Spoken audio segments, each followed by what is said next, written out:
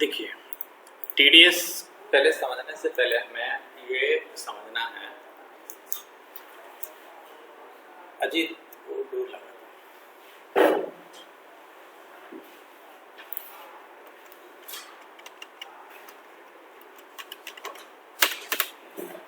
Assume करिए कि कौशल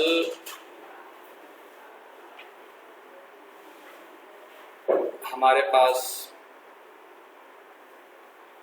digital marketing का काम कर रहा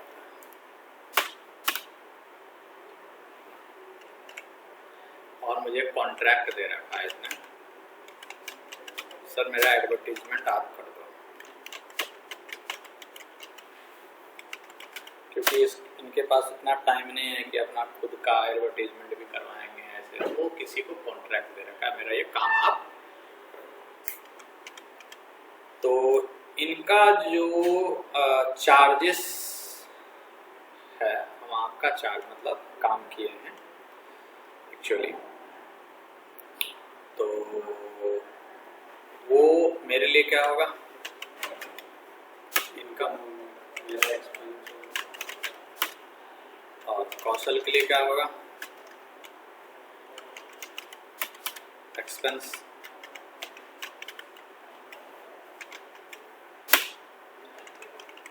मेरा जो फीस बनता है टोटल एडवर्टीजमेंट का, वो अप्रॉक्स मान लीजिए कि 5 लाख रुपए से।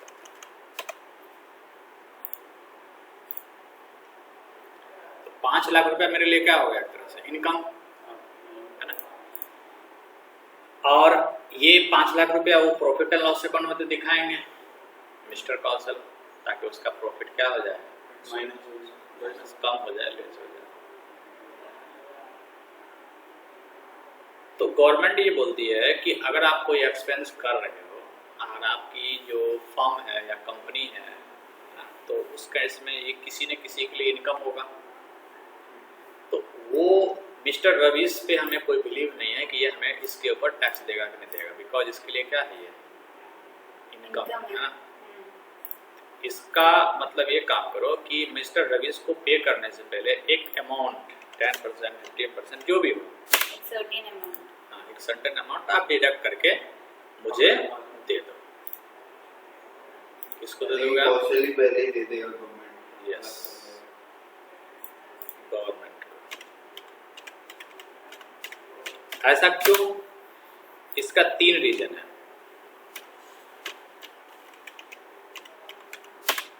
कितना? 3। फर्स्ट रीजन है,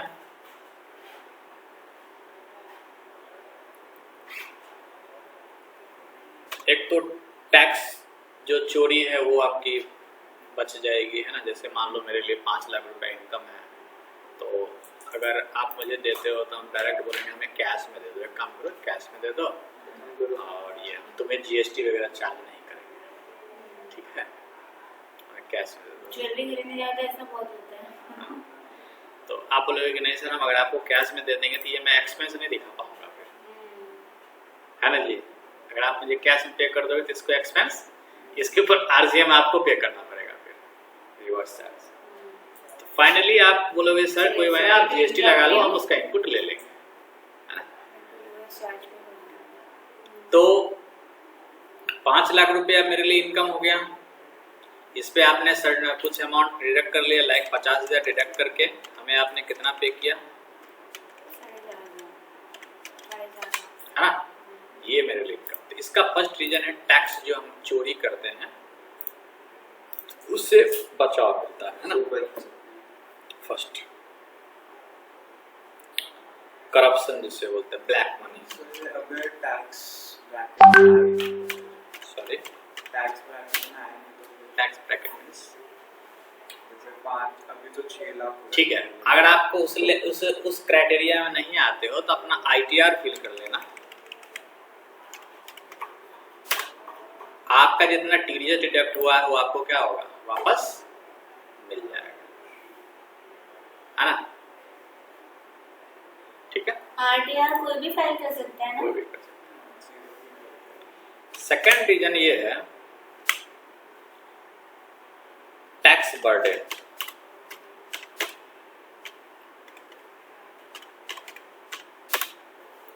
अब मान लीजिए कि अगर अभी टीडीएस नहीं डिडक्ट करता है, एक टाइम ऐसा होगा कि आपका जितना टैक्स बनेगा वो आपको पे करना ही पड़ेगा। अभी हम 50,000 हमने पे कर दिया या फिर हमारे इनकम से डिडक्ट कर लिया, गवर्नमेंट को पे कर दिया, ये मेरे लिए सही है। नहीं तो ऐसे कर करके अगर मान लीजिए 10 लोगों के पास इस तरह का हमारा पैसा होगा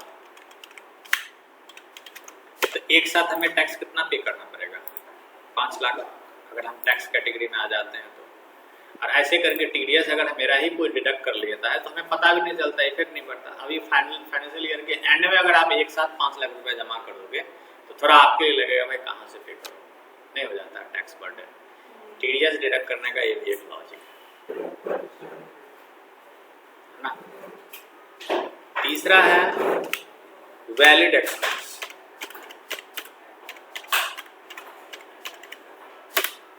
जैसे कौशल के लिए एक्सपेंस है, तो कौशल ने 5,000 रुपये का एडवर्टीजमेंट कराया है मेरे से, तो इसका एक्सपेंस तब वैलिड होगा जब इन्होंने एडवर्टीजमेंट के ऊपर टीडीएस मेरे से डिडक्ट किया।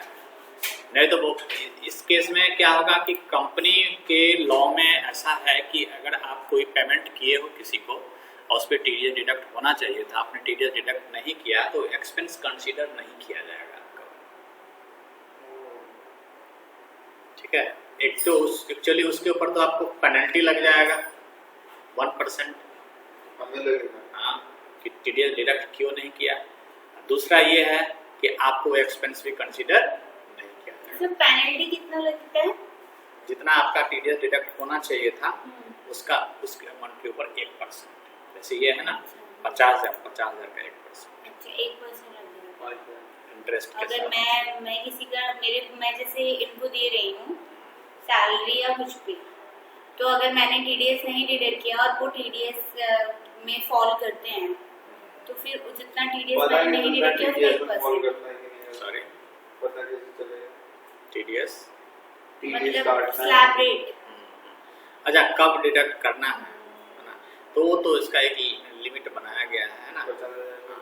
नहीं ऐसा कोई जरूरत नहीं 50,000 रुपये, हर एक चीज़ के लिए हर एक सेक्शन बनाया गया, वो हम डिस्कस करते हैं अभी। हर एक एक्सपेंस के लिए हर एक सेक्शन बनाया गया है और सबका लिमिट बनाया गया। पहले डिडक्ट क्यों करते हैं ये समझ में आया?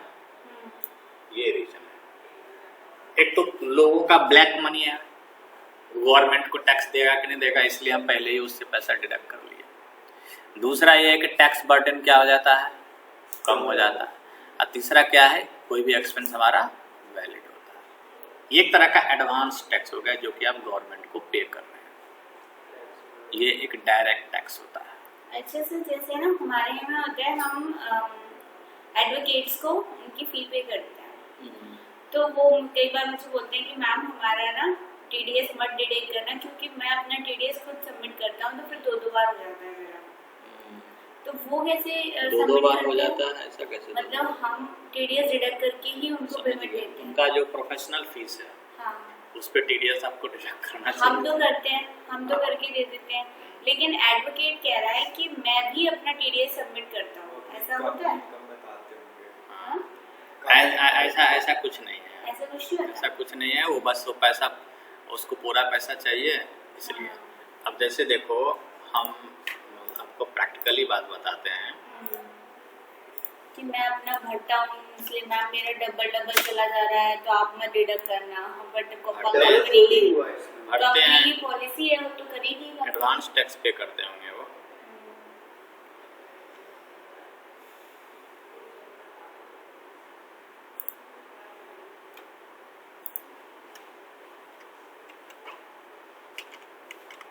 नहीं, एक इंडिविजुअल पर्सन क्या टीडीएस फिल करता है?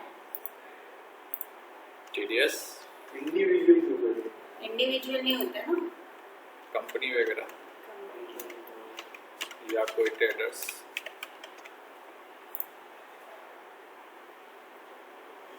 देखो जैसे मैं भी as a guest lecturer Sharda में कभी कभी लेक्चर देने चला जाता हूँ, तो मेरा जो रेमुनरेशन होता है उसके ऊपर वो लोग टीडीएस डिडक्ट कर लेते हैं।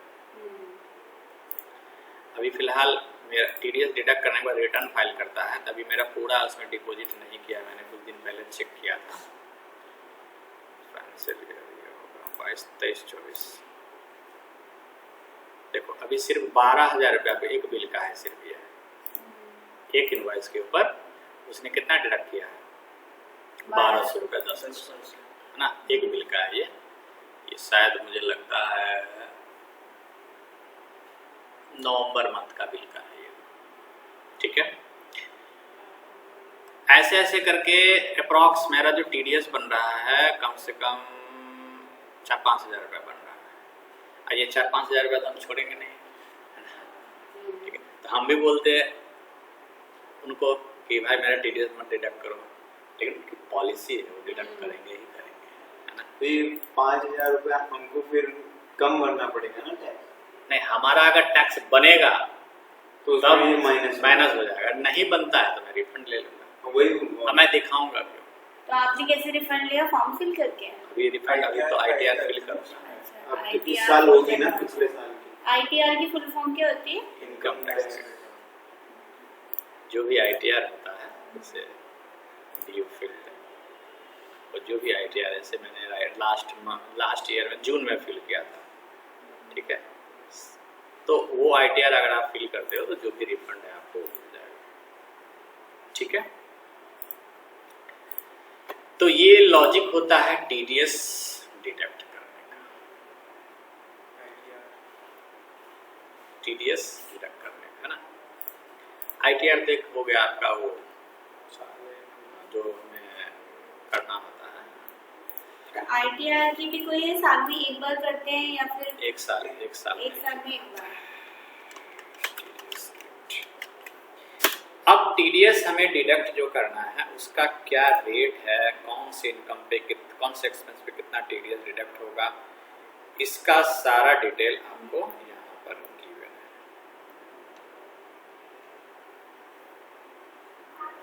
जैसे आप देख सकते हो अलग अलग सेक्शन है। 192 डिडक्टी, रेजिडेंट और non resident, payment of salary, है ना। उसके बाद लिमिट क्या है, स्लैब रेट। इसका स्लैब रेट के अकॉर्डिंग होता है। इसका अंदर जो बेसिक एग्जामिनेशन लिमिट ऑफ, मतलब अभी जो हमारा करंट में जो स्लैब रेट चल रहा है कि 5 लाख तक अगर आपका सैलरी है तो आपका TDS डिडक्ट इनकम टैक्स नहीं लगेगा या TDS डिडक्ट नहीं होगा। इनकम पता है कि 5 लाख तक का है तो नील रेटेड में है। मान लीजिए फायदा तो 5 लाख अभी क्या है ना, अभी जो हमारा जो लिमिट चल रहा है वो 5 लाख है ना। अगर आपका टोटल इनकम 5 लाख रुपया प्रॉफिट, जैसे आप बिजनेसमैन है, इंडिविजुअल है, कंपनी नहीं है ना आपकी, कंपनी रजिस्टर्ड होगा तब तो 30% लगेगा ही लगेगा, जितना प्रॉफिट होगा उसको। इंडिविजुअल चाहे वो छोटा मोटा बिजनेसमैन हो या हम लोग हो, है ना, उसके लिए जो लिमिट है वो 5 लाख तक का फ्री है। उसके बाद 5% हो जाता है 5 लाख से 10 लाख के बीच, है ना। 6 कर दिया तो 6 से हाँ, नया स्लैब आया है एक, क्या है 6 से 12 वो स्लैब रेट स्लैब चेंज होते हैं। स्लैब देखना पड़ेगा, ओल्ड इस स्लैब। बार क्या है 6 to 12 5%। वो आप देख लेना, वो आप देख सर्च लेना। चेंज सर्च करूंगी different slab rate for the salary. Salary के लिए नहीं है एक्चुअली, पूरा आपका इनकम के लिए है। Particular different slab salary rate नहीं फॉर है। इनकम। चाहे वो हम इंडिविजुअल है, हमारा कुछ सैलरी आता है, हमारा कोई प्रोफेशनल चार्जेस भी है, हमारा कोई छोटा बिजनेस भी है, तो टोटल मिलाकर जब 5 हेड होते हैं ना, 5 हेड मिला करके आपका 5 लाख से अगर कम है तो फिर टैक्स। देखो डिफरेंट सेक्शंस हैं, डिडक्टी कौन हो सकता है, और ये नेचर ऑफ ट्रांजैक्शन है, लिमिट है। जैसे मैं आपको इम्पोर्टेंट सेक्शन दिखाऊं, 194C पेमेंट टू कॉन्ट्रैक्टर सब कॉन्ट्रैक्टर, अगर कोई सिंगल पेमेंट किए हैं उसको, ठीक है, और वो बिल 30,000 का है। जैसे अभी मैंने कौशल को पेमेंट किया 20,000 रुपया, मान लो कितना 20,000 रुपया, तो फिर इस पे ऊपर TDS डिडक्ट नहीं होगा, क्योंकि सिंगल पेमेंट कितना का है 20,000। लेकिन ये 20,000 करके 6 बिल हो गया, 6 बार हो गया, तो टोटल मिला के कितना? 1,20,000। तो 1 लाख से तब हो जाएगा डिडक्ट, क्योंकि एग्रीगेट आपका 1 लाख क्रॉस कर गया तो डिडक्ट करना है। नहीं अगर सिंगल इनवॉइस 30,000 से होगा, एक्सीडिंग पे करना है ना या टोटल? एक्सीडिंग पे, एक्सीड हो गया ना तो फिर टोटल पे हो जाएगा, ऐसा नहीं कि माइनस करके होगा। अच्छा मतलब टोटल पे होगा। हाँ जी। अब ऐसे देखो, एक चीज देखो, मेरा प्रैक्टिकल देखो, अभी मेरा इनवॉइस 12,000 का था,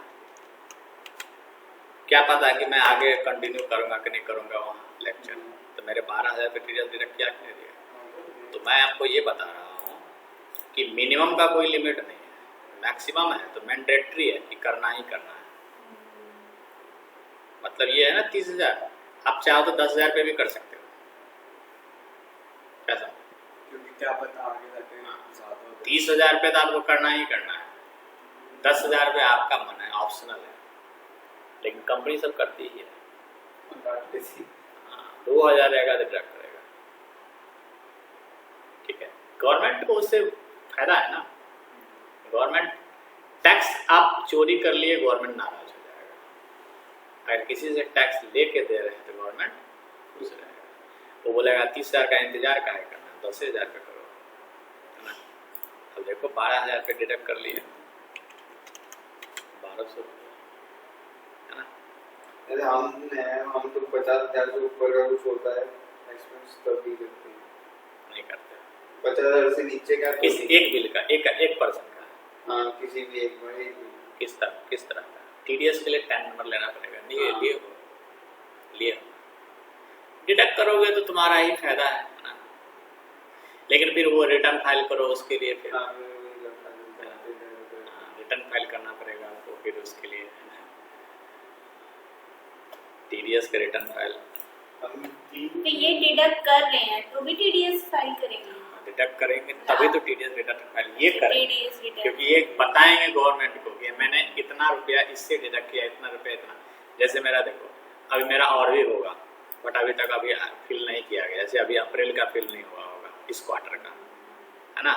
ये हमारा लास्ट क्वार्टर का है ये, लेकिन इसमें भी कम है, मैं देखता हूँ कितना आता है। ये लोग क्या करते, चोरी भी कर लेते हैं कि क्या होगा कि हमसे डिडक्ट कर लिया वो जमा नहीं। वैसे भी एजुकेशनल चीज आता है, एजुकेशनल मान लीजिए मेरा कार्ड जो नहीं जमा किया तो आप वही ना क्लेम करोगे ना उसका, क्लेम करते तो बताएंगे जाएगा तो बात है।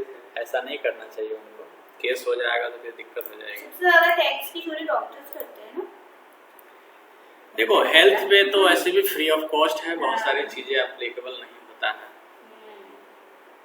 ये समझ में आ गया लिमिट वगैरह।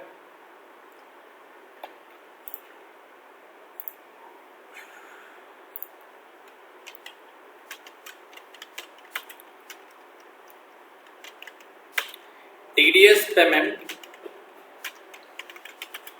डेट, टीडीएस आपने डिडक्ट कर लिया, वो आप गवर्नमेंट को कब पेमेंट करोगे ना?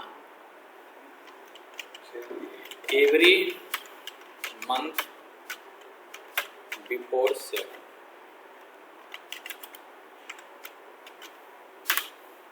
सभी महीने के 7 तारीख से पहले टीडीएस जितना डिडक्ट किया है वो गवर्नमेंट को। अभी अब आज कितना तारीख है? 8 चलो आज मान लो कि आज 6 तारीख है। अगर आज के डेट में किसी का टीडीएस आपने डिडक्ट किया है, मान लो आपने टीडीएस 4,000 रुपये डिडक्ट किया, तो ये 4,000 रुपया आपको कल जमा कर देना है, कल तक। हाँ? नहीं किया तो 1% इंटरेस्ट लगेगा पर month। है ना। और अगर 8 तारीख, वैसे जेन्युइन आज 8 है, आज अगर मैंने डिडक्ट किया तो इसका आप फिर नेक्स्ट कब है? 7। अब इसका टाइम हमें कितना मिल गया, कितना दिन मिल गया? 4,000 1 महीना मिल गया। 40 रुपये और लग गए। मैं समझूं। आज मान लो 6 तारीख है,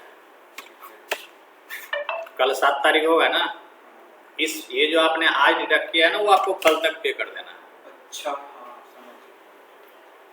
क्या मतलब आज मतलब मैंने 6 तारीख को date डिडक्ट किया है, नियम है कि किसी भी मंथ के 7 तारीख तक आपको टीडीएस डिडक्ट करना है। आज डिडक्ट कितना करना है, आज 6 है मान नहीं, लो, 7 तारीख तक आपको वो पेमेंट कर देना है। कर देना है। और आज 6, आज आपने टीडीएस डिडक्ट किया, तो आज वाला क्या कल पे करोगे कि नहीं करोगे? और जैसे सात को क्या तो फिर अगले 7 तक का भी, 7 का भी किए हो उसी दिन, है ना? देखिए जैसे मान लीजिए मैंने 27 मार्च में टीडीएस डिडक्ट, मैं पूरे मार्च में मैं टीडीएस डिडक्ट कर रही हूँ, ठीक है, लेकिन मुझे उसे 7 अप्रैल तक पे करना है ना। अगर मैंने 6 का भी किया है तो भी 7 को, 7 का भी किया है तो भी 7 को। ये 1% का क्या बता रहे हो? नहीं ये किए तो हो गया, अगर आपको अच्छा। 7 तारीख के बाद नहीं करे तो अगले महीने की 7 तारीख तक को आपको 1% मिलेगा। अच्छा, यानी आगे मैंने 7 अप्रैल को नहीं किया है सबमिट, तो मेरे पास अभी 1 महीने तक का टाइम है जी और उसका 1% बस लगेगा मेरे जी ऊपर। जी। और मैं दूसरा कंडीशन ये बता रहा हूँ कि आज वैसे कितना तारीख है? 8। आज किसी से टीडीएस डिडक्ट किया, इसका पेमेंट कब करोगे? अगले साल अगले अगले महीना क्या? 7 तारीख तक, ठीक है, 1 मिनट टाइम मिलेगा इसमें। 7 से 7 चलता है। इसका जो रिटर्न फाइल होता है, जिसने टीडीएस डिडक्ट किया है वो करेगा क्वार्टरली। क्या करेगा? क्वार्टरली। जैसे मान लो कौशल ने डिडक्ट किया, तो आईटीआर, मतलब आईटीआर बोलते हैं, टीडीएस रिटर्न जो होगा ना, जो फाइल करेगा, ये महीने नहीं करेगा। टैक्स पेमेंट मंथली करेगा, लेकिन फाइल क्या करेगा? ये क्वार्टरली। जैसे अप्रैल टू जून, जुलाई टू सितंबर, अक्टूबर टू दिसंबर, और जनवरी टू मार्च।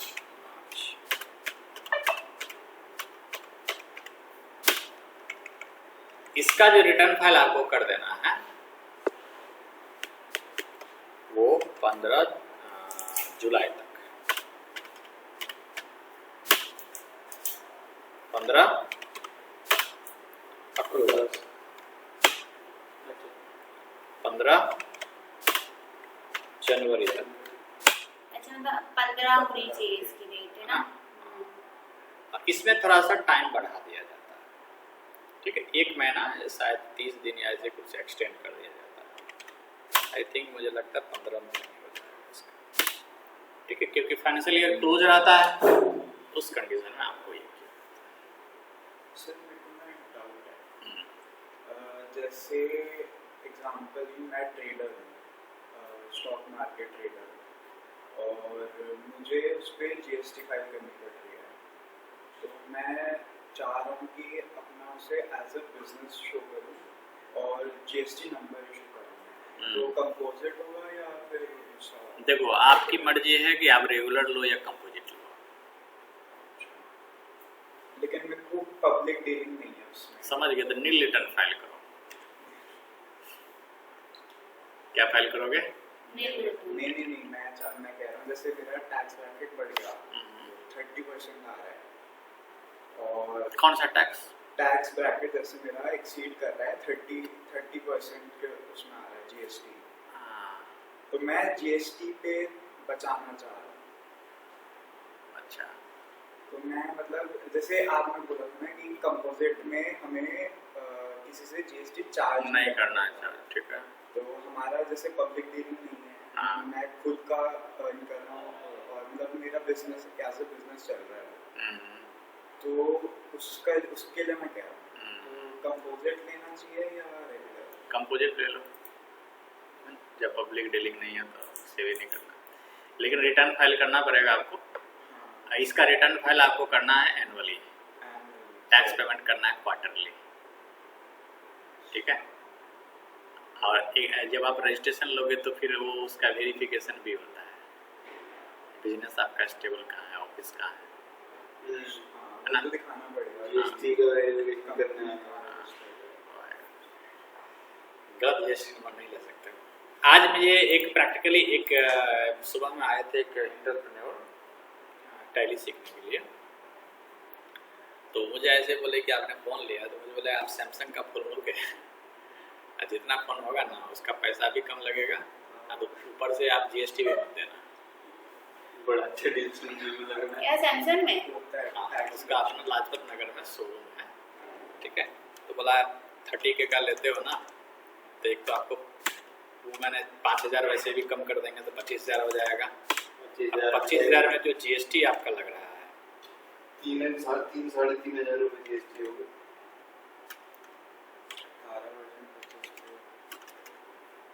अब मुझे अपना फोन लेना है अभी, तो कंपनी के नाम पे 3800 समथिंग GST लगेगा, तो इतना रुपया। लेकिन इसके लिए कंडीशन मुझे पता है कि ये किसी न किसी रजिस्टर्ड पर्सन का GST नहीं है, तो उसका इनपुट लेते हैं। तो तुम लेते हो क्या फोन का इनपुट? अभी लिया हम भी लिया 28,000 में। मुझे एक दिलवा दो फिर। मैं यही बात है इनपुट की बात कर रहा हूँ। हाँ, ये बहुत बेनिफिट है। जैसे हम टीवी खरीदते हैं, वॉशिंग मशीन, फ्रिज, जो भी है समझ गए बिजनेस के नाम पे। सब। तो मुझे हम ये गवर्नमेंट देखता नहीं कि बिजनेस कर क्या रहा है, खरीद क्या रहा है। कुछ नहीं दिखता। गवर्नमेंट को टैक्स से मतलब है। तो मैं सोच रहा हूँ यही कि एक AI वाला करके 38,000 रुपये मेरा बच जाएगा। हाँ 30,000 का फोन मुझे 30,000 में आपको 4200 रुपये की सीधा चीज़। सीधा 8-9 हज़ार 8-9 हज़ार रुपया माइनस हो गया ना। नहीं 8 वो 5,000 रुपया तो अपना डिस्काउंट दिया, क्योंकि वो होलसेलर है तो वैसे भी उसको काफ़ी 30% 40% प्रॉफिट पे वो लोग बेचता है। तो ये हो गया रिटर्न। 5,000 सीधा वो माइनस करेगा, डिस्काउंट दे रहा था। यानी MRP 25,000। मतलब मेरे से बोला है कि आपसे हम कुछ भी नहीं लेंगे, हम कॉस्ट पे सामान दे देंगे। आपको और भी छूट चाहिए तो आप किसी रजिस्टर्ड पर्सन का GST नंबर मुझे दे दो, ठीक है, क्योंकि हम GST में ही सेल करेंगे उससे। बढ़िया नहीं है। कैश में तो हम सेल नहीं, कैश कैश में 10 लाख से ऊपर होता है नहीं वाला है सामान, तो नोटिस आता है। मेरे पापा के बहुत हाँ, सारे तो ज़्यादा इधर उधर करोगे तो फिर होगा ही ना। अब 15-20 हज़ार रुपये के लिए कौन देखता है। देन हम लोग आगे बढ़ते हैं। अब इसको हम लोग समझते हैं टैली में कैसे हम लोग एप्लीकेबल करेंगे फीचर्स को, है ना। फिर धीरे धीरे हम लोग TDS की जो भी चीज़ें हैं जैसे जैसे सामने आएगा वैसे वैसे सीखेंगे।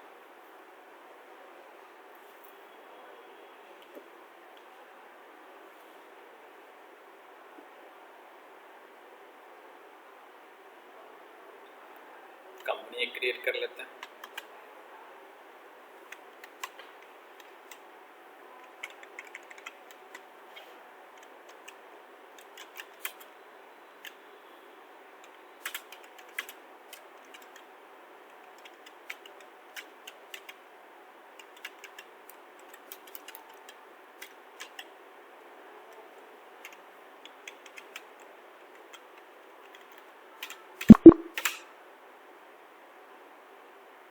और इसमें GST भी एप्लीकेबल कर लेंगे, TDS भी एप्लीकेबल कर लेंगे।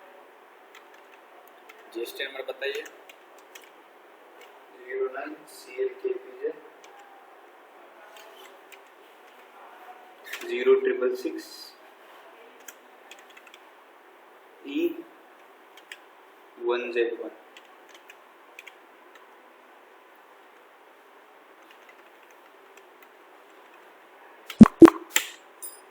TDS के लिए यहाँ यस कर लेंगे। Tax number, tax registration number, ये आप जब रजिस्ट्रेशन कराओगे 10 नंबर जब लोगे तो आपको ये मिलेगा। 10 रजिस्ट्रेशन वही मिलेगा आपको। रजिस्ट्रेशन कराओगे देखो, एक तो 10 नंबर मिला होगा और एक रजिस्ट्रेशन नंबर मिला होगा, है ना। GST के साथ ही रजिस्ट्रेशन में ही ना मिलता ना, ये है। TDS का है ये। नहीं तो 10 नंबर अलग से लेना पड़ता है ना। 10 नंबर तो अलग से आपको यहाँ पे मिलेगा, यहाँ मेंशन करिए। 10 रजिस्ट्रेशन नंबर अलग हो गया, 10 नंबर अलग हो गया। Tax deduction and collection account number, 10 number full form. और इसका जो फॉर्मेट होता है 451 जैसे पैन का होता है, पैन का क्या होता है 541 5 4 ये हो गया आपका। 10 के लिए और 10 के लिए क्या हो जाएगा 451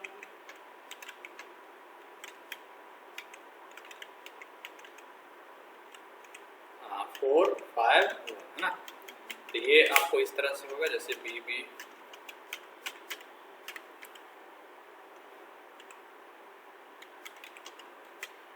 ये हो जाएगा ABCD 1 2 3 4 5 और ठीक है।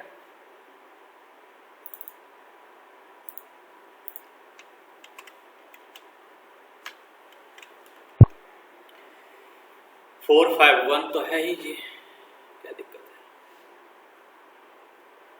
4 अल्फा है ना, 5 न्यूमेरिक लिए, 1 अल्फा लिए।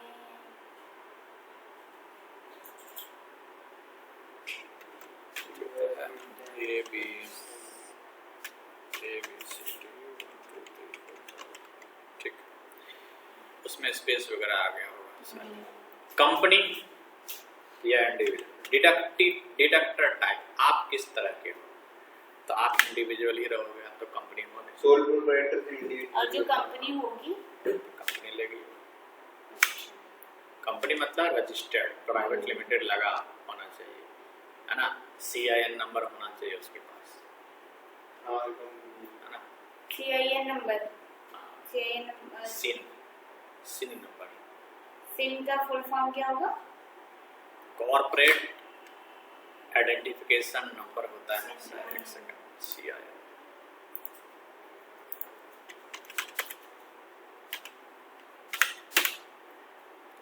कॉर्पोरेट आइडेंटिफिकेशन नंबर, है ना, CIN। कंपनी अगर रजिस्टर हो गई तो ये सिन नंबर होना सिन चाहिए। नंबर। और ब्रांच या डिवीजन जो भी होगा आपका वो आप मेंशन कर दो। Who is the responsible person for this? अगर TDS डिडक्ट नहीं होता है, कोई टैक्स चोरी होता है, कुछ भी होता है, तो उसके लिए कौन रिस्पॉन्सिबल होगा? या तो ऑनर हो सकता है, नहीं तो अकाउंटेंट हो सकता है। ओनर को ही करेंगे ना चाहे अकाउंटेंट भी जाएगा। अकाउंटेंट भी हो सकती है, अच्छा, ठीक है। पर्सनल रिस्पांसिबिलिटी, अच्छी जॉब हो गई फिर तो उसकी। फ्लैट वगैरह उनका एड्रेस पूरा प्रॉपर क्या है आपका? Noida sector 15।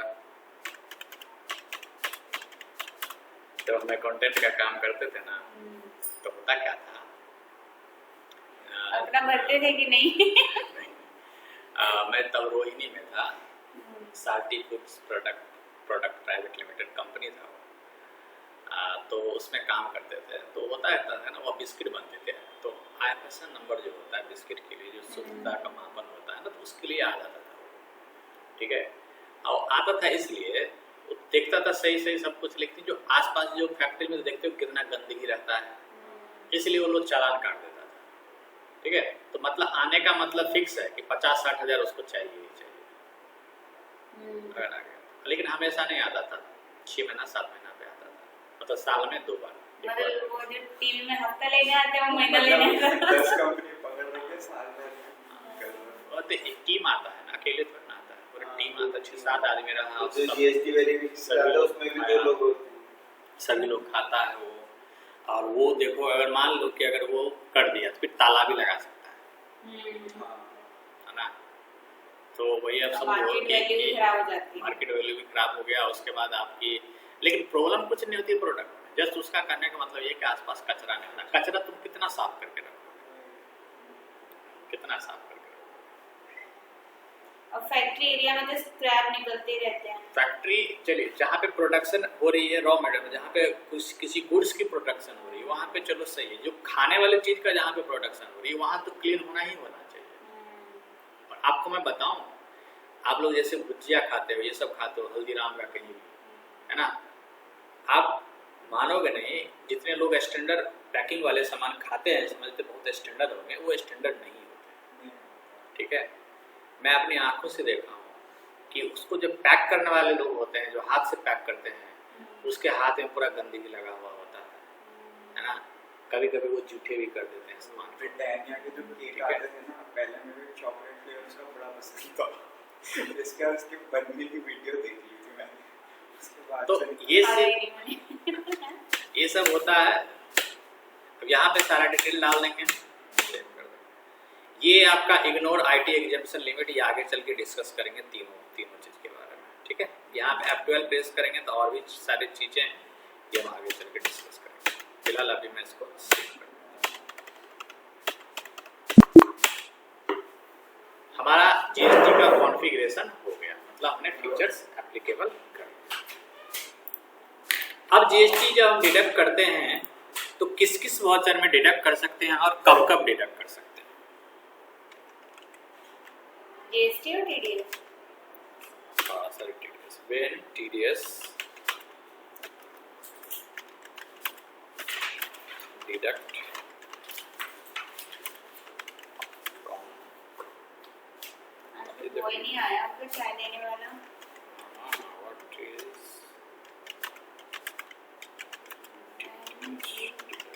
what is due date? TDS deduction का ड्यू डेट क्या होगा ना? ये तो पेमेंट करने का होगा। TDS तो हम कभी भी डिडक्ट कर लेते हैं ना, लेकिन इनवॉइस डेट और payment date whichever is earlier. ठीक है, दोनों में क्या होगा, पहले आएगा। अब मैं आपको बता रहा हूं, rent paid in advance 4 April, rent due on April 30।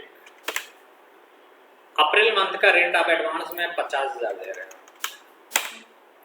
जबकि ये रेंट ड्यू कब होगा? 1.5 लाख रुपया रिज्यूम कर लो।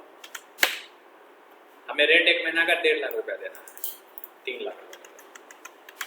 और अभी आप कितना पेमेंट कर रहे हो? सिर्फ एडवांस 50। इस केस में इस पे TDS डिडक्ट करोगे कि नहीं करोगे? क्योंकि पॉलिसी क्या कहता है, इनवॉइस डेट और payment date whichever is earlier, जो दोनों में पहले आएगा, है ना? तो TDS पेमेंट के टाइम भी डिडक्ट करोगे और रिमेनिंग के बैलेंस बच जाएगा। रिमेनिंग कितना बच गया? 2.5 लाख। उसके ऊपर 30 तारीख को डिडक्ट कर लो। मतलब जो जब आ रहा है तब TDS तब डिडक्ट होगा। अगर मान लीजिए एडवांस पेमेंट नहीं किए, बिल हो गया, बिल ड्यू हो गया, तो भी आपको पे करना है। हाँ जी सुधीर।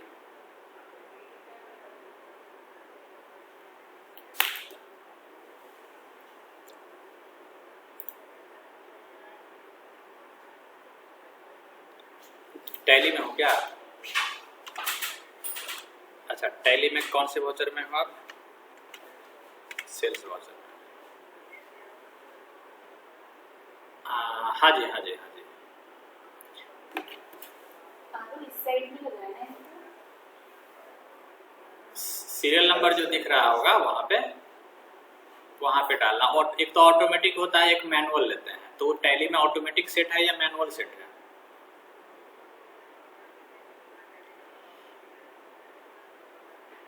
ठीक है। तो एक काम करो, हाँ एक काम समझ गए। एक काम करो, आप एक वॉचर टाइप के अंदर चले जाना, जैसे ऑल्टर में जाना, ठीक है, देन वॉचर टाइप में जाना। वॉचर टाइप में जाके वहां पे मैनुअल कर लेना, है ना, वॉचर नंबर को। तो आपको वहां पे बिल नंबर डालने का ऑप्शन आ जाएगा, ठीक है। नहीं तो ऑटोमेटिक लेगा वो। बताइए बोलिए।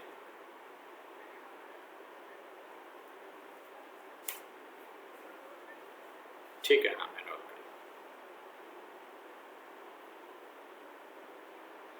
एक लड़का क्या पूछ रहे हैं सर वो?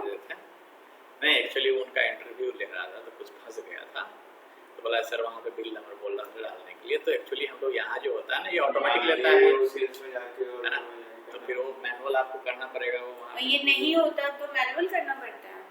नहीं, ऑटोमेटिक मैनुअल ओवरराइड कर दो। हाँ, ऑटोमेटिक मैनुअल। ये तो बस सेटिंग है ना। इसमें जाना है, वॉचर में जाना है, सेल्स का करना है ना।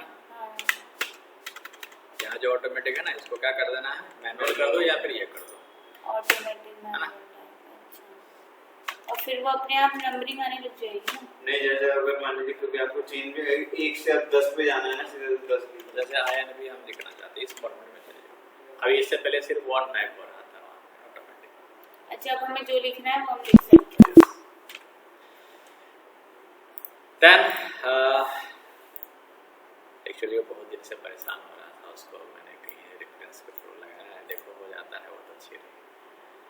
हाँ, ये चीज़ मुझे भी नहीं पता था, ये तो बहुत कुछ पता नहीं है, बहुत कुछ नहीं पता है आपको। तो बताइए ना, बताते तो बने आप। ये हो गया। तो सुन लिया, आपकी बात तो पता चलिए। अब हमें टीडीएस डिडक्ट करना है, तो उसके लिए मैंने आपको बताया है यहाँ पे कि टीडीएस डिडक्ट करने का जो ड्यू डेट होता है वो होगा आपका invoice date of payment date whichever is earlier. ठीक है, अगर हमने रेंट किसी को पेमेंट किया है अप्रैल में, जैसे यहाँ पे मैं rent paid in advance on, यहाँ पे date rent paid in advance for April, यहाँ पे डेट डाल देते हैं। आज क्या तारीख है? 8। ठीक है, तो इस कंडीशन में क्या होगा, इस कंडीशन में क्या होगा कि 50,000 के ऊपर आप टीडीएस डिडक्ट कर लोगे, और फिर बाकी के 2.5 लाख के ऊपर कब टीडीएस डिडक्ट करोगे? जब वो रेंट ड्यू होगा। ड्यू कब होता है? मंथ के एंड में। हमारा सैलरी ड्यू कब होगा? मंथ के एंड में ही ड्यू होगा। अभी अगर सैलरी मांगेंगे तो क्या होगा? वो एडवांस होगा। हाँ, सैलरी पे अगर टीडीएस डिडक्ट करते हैं तो अभी जो हमने वो पेमेंट करेंगे तो डिडक्ट करेंगे कि नहीं करेंगे? करेंगे ही करेंगे। रेस्ट अमाउंट जब पे करेंगे तो उस टाइम उस अमाउंट पे करेंगे, है ना? टीडीएस डिडक्ट आप जर्नल वाउचर में भी कर सकते हो,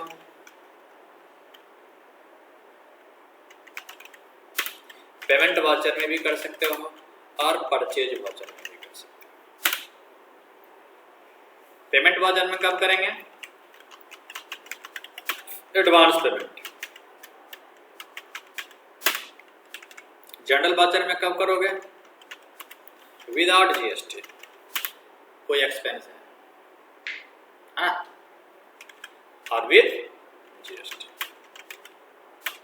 जर्नल में हम करेंगे विदाउट जीएसटी।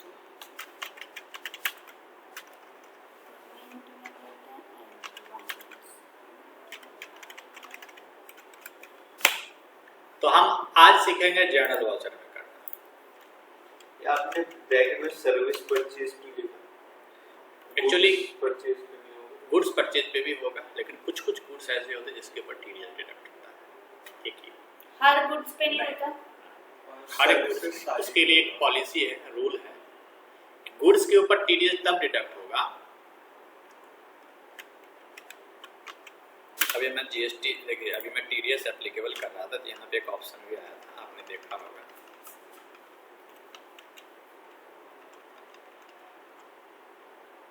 नहीं, इसको तो आपने बोला कि हम मालूम activate TDS for stock item, है ना? तो आगे चल के डिस्कस करेंगे। फिलहाल अभी मैं ये बता देता हूँ कि वो लॉजिक क्या है उसके ऊपर डिडक्ट करने का। हमारा टर्नओवर 10 करोड़ होना चाहिए। क्या बोले भैया? हमारा टर्नओवर कितना होना चाहिए? नहीं, 10 करोड़ से पहले क्या लोगे? 10 करोड़ होना चाहिए, तभी हम टीडीएस डिडक्ट कर पाएंगे। गुड्स के लिए मैं बोल रहा हूँ, अच्छा, गुड्स के गुड्स लिए। के लिए गुड्स के केस में हमारा टर्नओवर कितना होना चाहिए? 10 करोड़। और किसी को भी जब आप किसी को भी अगर आप किसी से अगर आप परचेज कर रहे हो या फिर आप सेल कर रहे हो, एक सेकंड, परचेज गुड्स, और वो इनवॉइस 50 लाख से ज्यादा का है, या उससे आपका टोटल परचेज 50 लाख से ज्यादा हो गया, चाहे एक इनवॉइस हो या टोटल इनवॉइस हो, तो आपको उस पर टीडीएस 0.1% डिडक्ट होगा। ठीक है, 0.1%। आपने 0.10% करोगे। यानी एक साल में 50 लाख से ज्यादा एक पार्टी से खरीद लिया तो लेकिन चाहे आपका वो आए चाहे ना आए टीडीएस। लेकिन आपका टर्नओवर भी इतना से ज्यादा होना चाहिए, तब डिडक्ट करोगे। ये 194Q का सेक्शन है, देखो इसमें दिया ही होगा कहीं 196। 194 194 ये रहा ये देखो payment for the purchase of goods है ना। इसके लिए कंडीशन है, पूरा पढ़ना पड़ेगा क्या है। तो जनरल वाउचर में हम लोग जो टीडीएस डिडक्ट करेंगे उसका गारंटी क्या और ये होगा। सर्विस के लिए नहीं होता ना। गुड्स है तो गुड्स ही, गुड्स है तो गुड्स ही, बाकी सारे तो सर्विस ही हैं। टीडीएस जो हम डिडक्ट करेंगे तो बाकी सारे सर्विसेज के ऊपर ही तो डिडक्ट करेंगे। कॉन्ट्रैक्ट क्या है, एडवर्टीजमेंट क्या है, सर्विस ही है ना। रेंट क्या है, सर्विस ही है ना। सारे के सारे तो सर्विस ही हैं।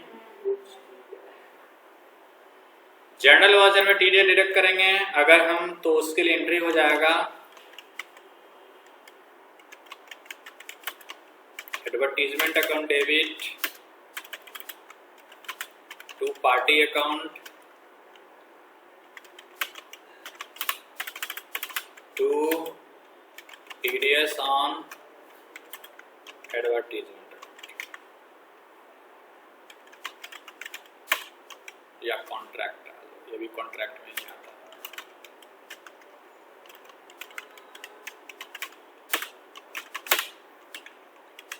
ठीक है, 45,000 है बिल।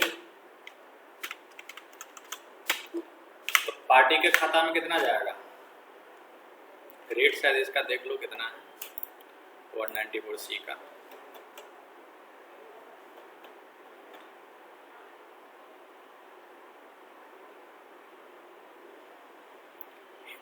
इंडिविजुअल के लिए कितना, 1%, और कंपनी के केस में कितना, 2%।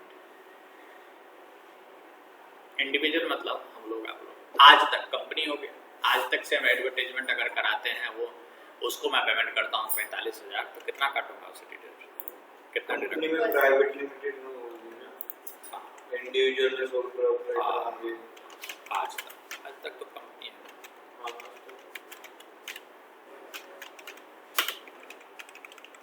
तो यहाँ इक्वल टू दिस अमाउंट का कितना परसेंट, 2%। बहुत कम डिडक्ट हुआ है। 45 4.5 लाख कर दीजिए, 9,000। अब आपको क्या क्या करना है, स्टेप बाय स्टेप सभी चीजों को टैली में मेंशन करना है। स्टेप 1 में आपको नेचर ऑफ टीडीएस बनाना है।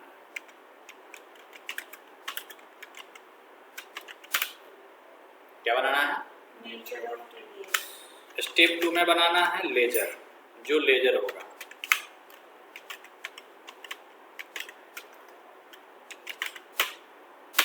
ये हो गया नेचर ऑफ टीडीएस। क्या होता है आगे चलकर डिस्कस करते हैं। यहाँ पे देखिए क्रिएट में आ जाएंगे, देखिए यहाँ पे मिल जाएगा आपको नेचर ऑफ टीडीएस।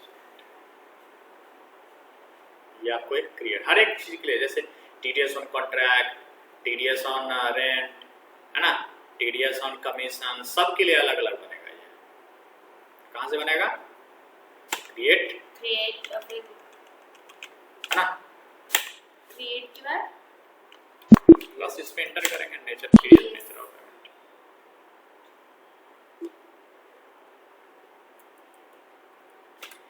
पहले इतना आप लोग डिस्कस करिए।